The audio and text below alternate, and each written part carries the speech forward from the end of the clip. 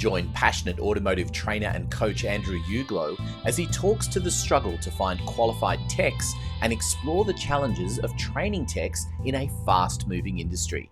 Stay tuned for a hilarious and eye-opening story from a training day gone wrong and much, much more. I'm your host, Anthony Pearl, and this is the Frictionless Workshop podcast. Let's get cranking. So, Andrew, in this next few episodes, I think we've spent a lot of time talking about some of the problems, and we're going to talk to a little bit to the problems again, but I think we're going to focus a little bit more on some of the solutions as we move forward. So, which is exciting in itself, isn't it, to be able to get to that? What can we actually resolve? Yes. I go back to Charles Kettering, where he said a well-stated problem is a problem half solved. And having clarity on the problem is so important. Once we're at that point of clarity, it's right. Now what do? We now start to work through what are our options, what's going to work, what hasn't worked, what else is left kind of thing, and get down to the point where we can actually go and make the changes that make the difference, that position us for the success that we're looking for. Yes, and you're absolutely right there. And I think it's an important part, isn't it, in this industry, is that because it's moving so quickly and because there's so much development all the time, that actually being able to take a step back and understand the problem and state those questions clearly is in of itself a task. And you're right, it certainly is. And there's a weird parallel or duality to the industry, in that there's some parts of it that are just absolute leading edge in terms of the technology, in terms of the materials being used. It's akin to like the computer race that we used to in the 80s, that by the time you bought your computer and got it home, it was already obsolete because something new had already been replaced it. And at the same time, there's these areas that are absolute laggards and throwbacks that are profoundly stubborn and just simply don't want to change. And the contrast between the two is sometimes not just amusing; it's actually bizarre. Yeah, absolutely. And let's get into it though, because I think that one of the things, and we spoke very briefly off air about this, but to me, it's interesting. People often use this wording of a skills shortage versus the idea that there's a skills problem. And in my mind, the idea of a skills shortage tends to infer that you need to train new people from scratch. Whereas when there's a problem, it's more about thinking about, are there different solutions? Are there different ways of approaching it than just totally finding new people? It's actually both, and this is one of those weird parallel. What do you call them? What's the word for those? Parallel events, parallel drivers. I'm not sure quite what the term is. Um, it's it's a weird duality in that it's both. Would be the best way to answer that. In that, the time that it takes to train someone from scratch. So I'm a workshop or a dealership, and I look at my customer demand. I look at my productivity and efficiency in the workshop, and I say, well, look, I definitely need more people, given the demands that are placed on me for all of the different inputs that there are. And so I go, well, I go looking for a new technician for my workshop. And I put my ad in Seek and wherever else I put my ad, and I put my feelers out to my networks, and I go, I need a tech. And I know of businesses that have been doing that for literally 9, 10, 12 months and not had so much as a bite. And so the question then goes, well, okay, can we put on an apprentice? And they end up with a similar sort of situation where the people that apply are not suitable, they're not engaged, they're potentially could make a good mechanic or a good technician, but it's going to take a whole lot of work. And that becomes an additional workload on top of all of the other workload that I've already got. And so it plays out as really a three-part problem. First part being a labor shortage, as in I can't find the right type of person or a suitable type of person to work in the business. Then it becomes a skills issue, as in the difficulty in training someone, because there is a lot to know and it's not getting any less anytime soon. And so the time then for me to get someone from zero or near zero up to speed is really quite arduous, and there's no guarantee that they'll stay I could get halfway through that and they could pull the pin just as they're starting to become profitable for me and worthwhile me employing them. So the time taken, the amount of information taken, and the third element of this is, and this is something that businesses I think are a little bit blinkered to, is it actually worth the person staying in the business? Like, so they hire someone, and from the manager's perspective, I'm focused on my outputs. I'm focused on, pleasing the customers, servicing the customers, meeting customer need, customer demand, making sure that my booking time doesn't blow out to 6 months because I've got so many customers and so few workers, kind of thing. And so I become very output driven, and now I'm not necessarily paying enough attention to the culture, to the business. I start to shortcut things. I start to make choices that get me a better profit, but at what price to my people? And that whole pressure. Pressure monkey starts to climb up onto people's shoulders, and it's how much longer, quick, quick, quick, faster, faster, faster. Why isn't that done? And that's not a fun place to work in. And particularly if you're new in the trade, like, that's a really high stress situation. And on top of that, I'm supposed to learn all this stuff, and it's all weird and it's all new and it's all bizarre. And then people go, I've had enough. I can earn as much money holding a stop slow sign, wearing some beautiful orange clothing, uh, as I can doing this. And often, perhaps too often, that happens. So it's not a single thing. There's a real, like we said, it's a real dynamic. There's a lot of multiple concurrent drivers all pulling in sometimes competing directions, and sometimes pulling you away from what is the core of your business. Yeah, it's well, and I think that's the great thing that we're going to be exploring and unpacking a lot of this as we come into the coming episodes, and not just this one. But let's start perhaps by characterizing what we're dealing with here. What are you seeing as the key skills where there are problems? So I have done a lot of mental laps on this. Um, and just to zoom out very slightly, and I know we've mentioned this in some previous episodes, I've come into this from the view of a technician, and then the view of a trainer of technicians. And um, in the previous episodes, we've discussed about how critical uh, technicians are to the effectiveness of a business. If you don't have good technicians, then you're essentially trying to push water uphill with a toothpick. And that's possible, but boy, is that hard work. And anyone that's done it will know what I'm talking about. And so I don't really play in the labour space, as in the quality of people available or the quantity of people available. That's not really something that it's a critical part of the skills issue, but it's about a third of what's going on. Partly that could be solved by addressing the learning component or the skilling components of this, in that if it didn't take us 16 years to produce automotive gurus, if we could do that in less time, um, the availability of people would improve, right? If, let's say, for we could wave a magic wand and we could go, well, instead of taking 16 years to go from zero to awesome, we could do that in 8 years. We could hit that awesome mark at 8 instead of 16. That would have a huge impact in the amount of highly skilled people that are available, right? Because we've essentially halved our time. And so it would also address that um, that gap that employee. It would also address the gap that employers find themselves in when they take on a new person. Now, whether that is a new technician to their business, because it will take a new tech, even if they're really good, it'll take a new tech 2 to 3 months to get up to speed.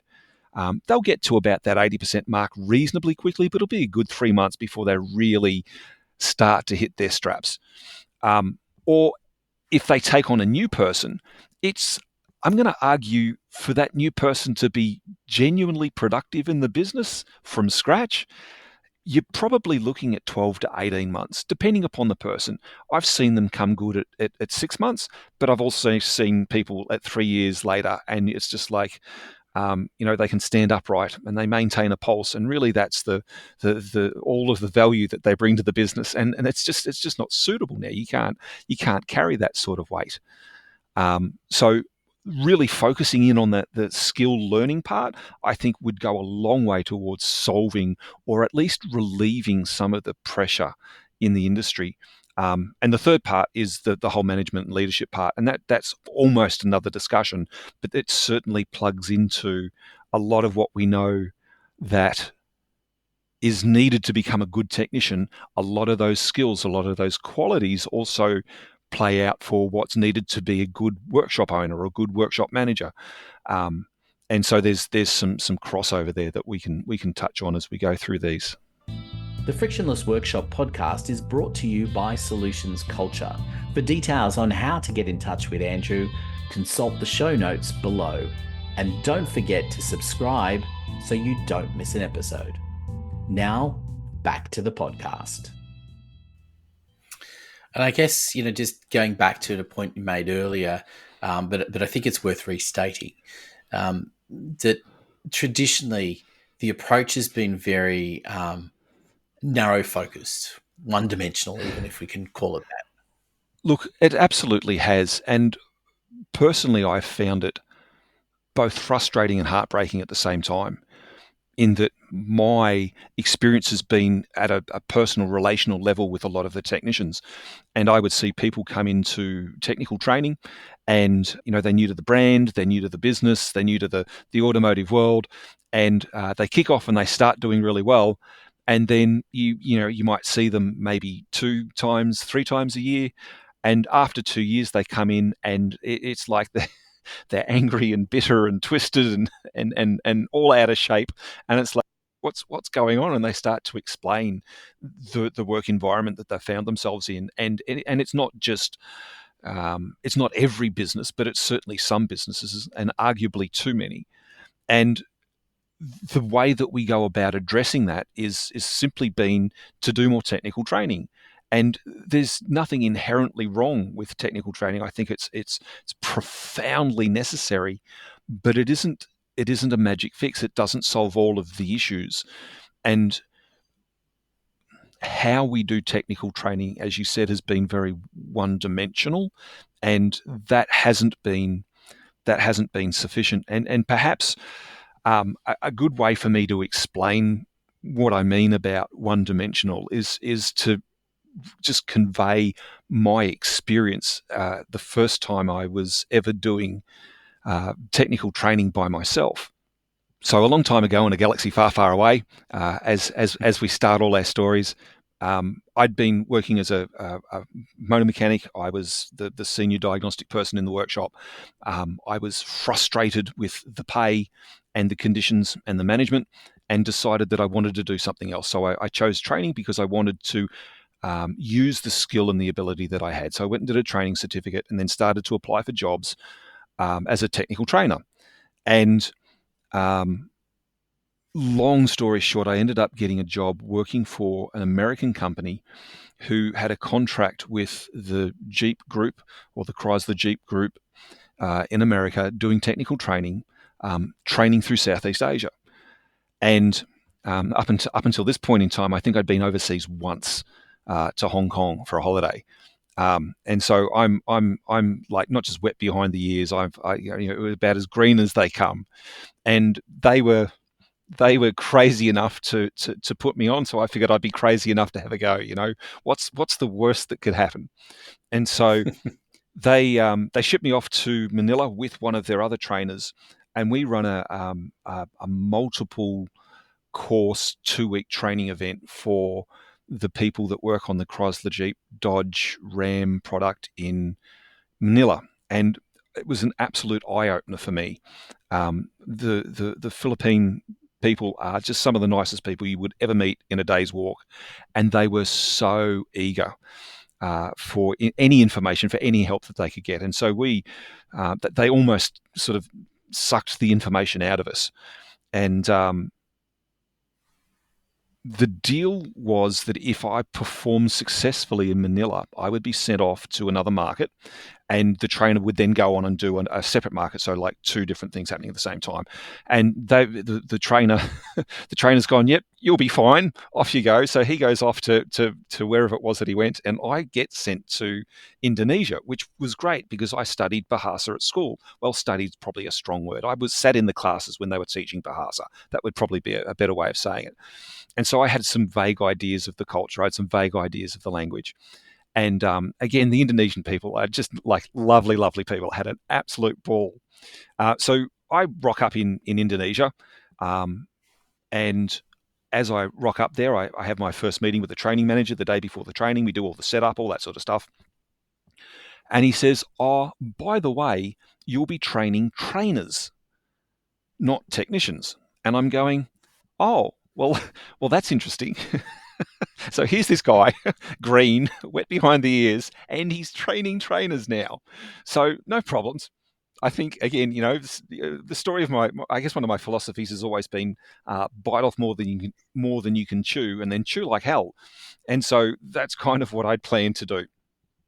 And so the next day, stand up in front of the class, and I'm teaching some fairly experienced people a new brand. It wasn't so much new technology, but a new brand. And so every brand has their own ways and methods and means and names and labels and acronyms.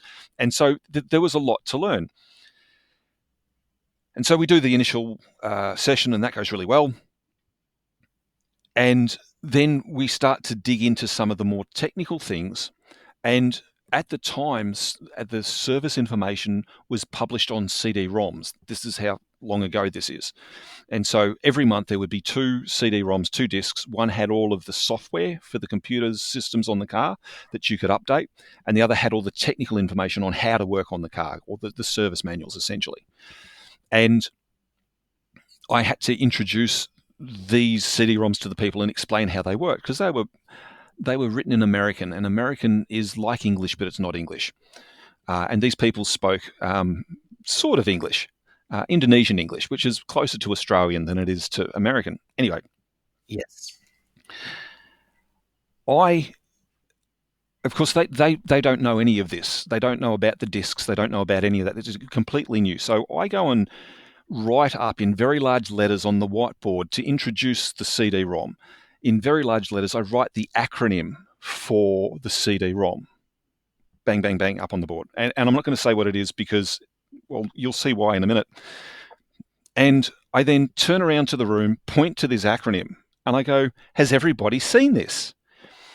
And the room goes weird, awkward, quiet. Like uncomfortable, weird, awkward, quiet. And I'm really not quite sure what to make of this. And so, having done a certificate for in workplace training and assessment, the thing is you go for engagement, right? So I picked the young guy at the front who's super engaged, super keen, super enthusiastic. And I ask him personally, I go, oh, have you seen this?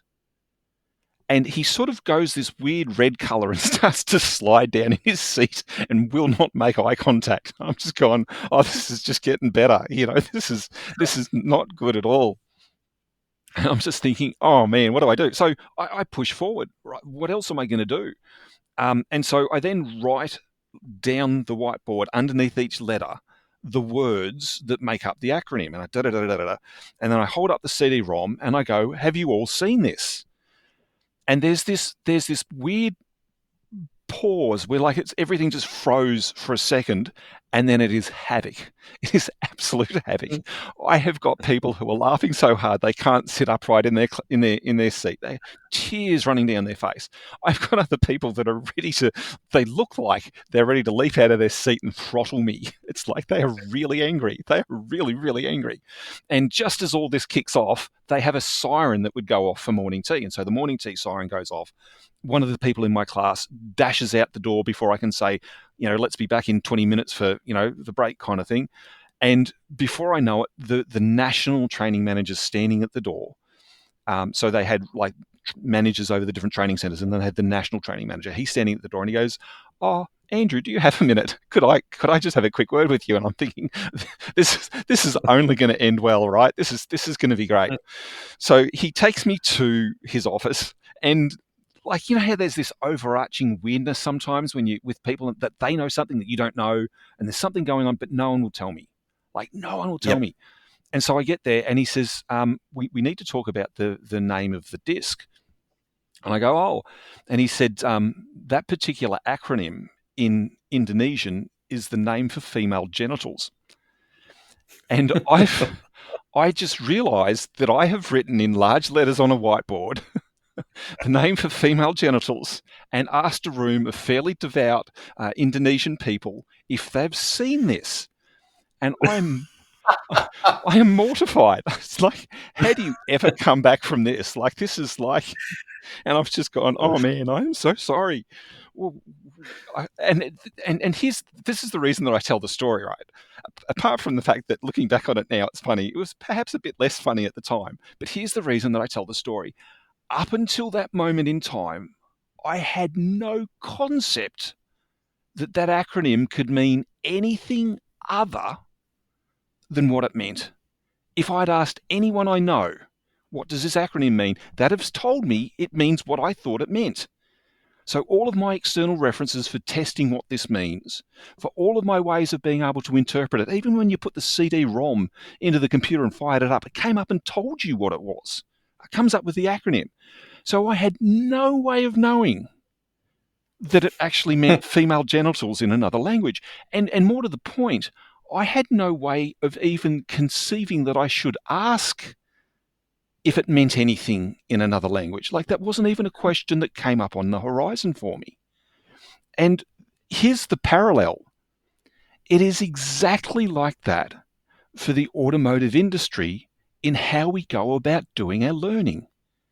We've only got one way of doing it. We've only got it's technical training. This is how we do technical training. There's a formula, and we do it well. Don't get me wrong. I'm not criticizing, but it's like it's the only reference we've got. It's a single dimension, and that dimension we do great. But there's more to it, but we've got no way of being able to know that there's more to it. It doesn't even occur to us to go and think, "Gee, I wonder if there's more to this," because all of the things that we test to see if there's more to this, all of the measures that we hold up against it to go, "Well, I wonder if there's more to this," tell us that there isn't. Just like this acronym on the CD-ROM. And I've just said the industry is a bit renowned for that. I won't mention any brand names, but there's certainly been stories over the years about names of cars that have been given in one country and meant something different in another. At least we've got Google now that we can at least do some research relatively easily. And this is why I'm not naming the CD-ROM, okay? The people who've been in the brand long enough will know exactly what I'm talking about, and those that haven't, I'm sorry, I'm not saying it. Thank you for listening to the Frictionless Workshop podcast. For details on how to get Andrew working with you and your technicians, take a look at the show notes. There's also a link to some special content you can access. I'm Anthony Pearl, reminding you to subscribe so you don't miss an episode.